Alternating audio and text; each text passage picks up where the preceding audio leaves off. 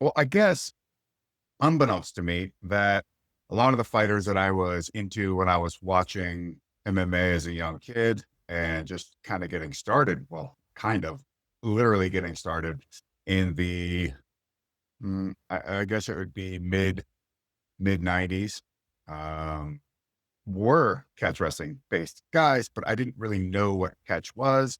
There wasn't the wealth and ease of access to the information, even though we had the internet. We were learning about what was happening in fights in Japan and Russia and Ukraine. I mean, there were tournaments popping up all over the place.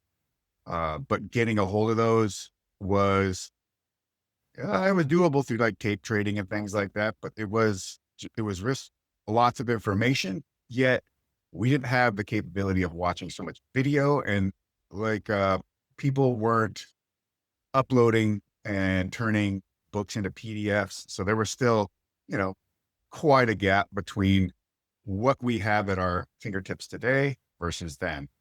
So I knew that there were certain fighters that had approaches that I instinctively were more interested or more attracted to, like the shoot wrestling guys in Japan, because of what it was a very aggressive, fast paced kind of system where they're constantly going after leg locks and other things. Where the BJJ based fighters, they weren't touching legs at all.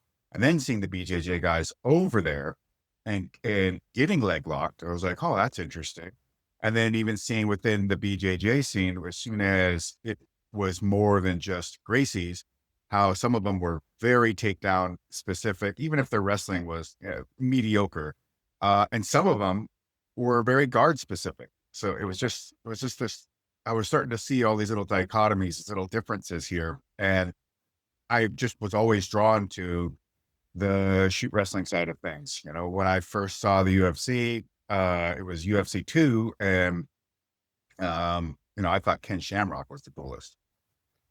Or even then, when I saw Dan Severn, I was like, "Ooh, that's really awesome!" And Oleg Taktarov leg locking people, I was like, "Oh, I'm into this." And Marco Uas. So I was always, I guess, and plus coming from a wrestling background, I think it fit quite well, being that catch is the foundational style to American folk style wrestling. Um, Although these are all things that I would have to learn at time.